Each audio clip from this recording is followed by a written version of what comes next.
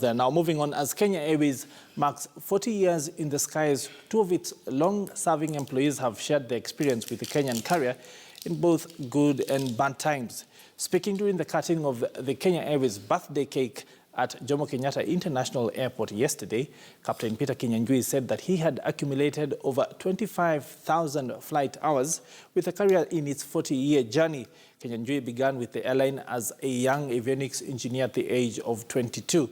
At the same time, Pauline Kamau, who is the manager of load control services, reflected on her first job as a ground hostess at the age of 19 years. Kenya Airways was incorporated on the 22nd of January, the year 1977, following the disbandment of the East Africa Airways. At one time, when the East African community collapsed, we didn't know where to go from our foreign country. We didn't know who would pay for our ticket on the way back. But I remembered my mother's challenge. After Kenya Airways was formed in February, just after the first flight, we looked for an address to write to the new management of Kenya Airways, because at that time, we were 3 candidates being trained from Kenya, 3 from Uganda, and 3 from Tanzania.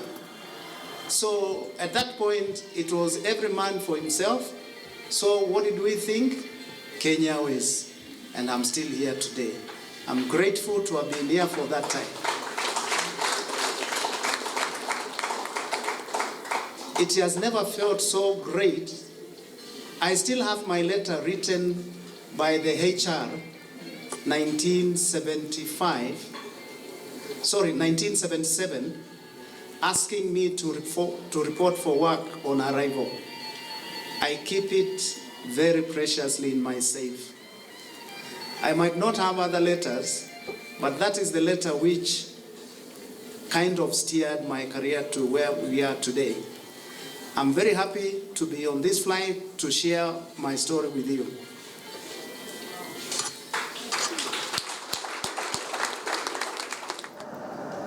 I joined the airline way back in 1976, just slightly before the collapse of the defunct East African Airways. In the early days, we started as a very small crew because there was no airline. So we started with only 15 of us who were handling the customer airlines. A few days later, Kenya Airways was formed. I joined as a ground hostess. I have trained for the longest period, training on the very services, the very functions I used to perform when I was at the airport.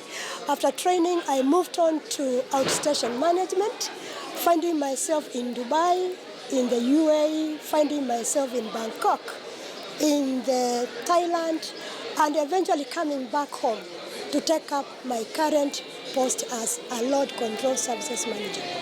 I feel very encouraged to have seen us grow from a very small, almost regional airline to an international airline. Initially, actually, we used to be the signage. We used to meet passengers and take them from one point to the next. From arrivals, we take them to immigration, we take them to customs, and then we come back to our own workstations. Currently, we are using signage. We do not really have to be there. We just meet our flight and the signage will do the rest of the work for us.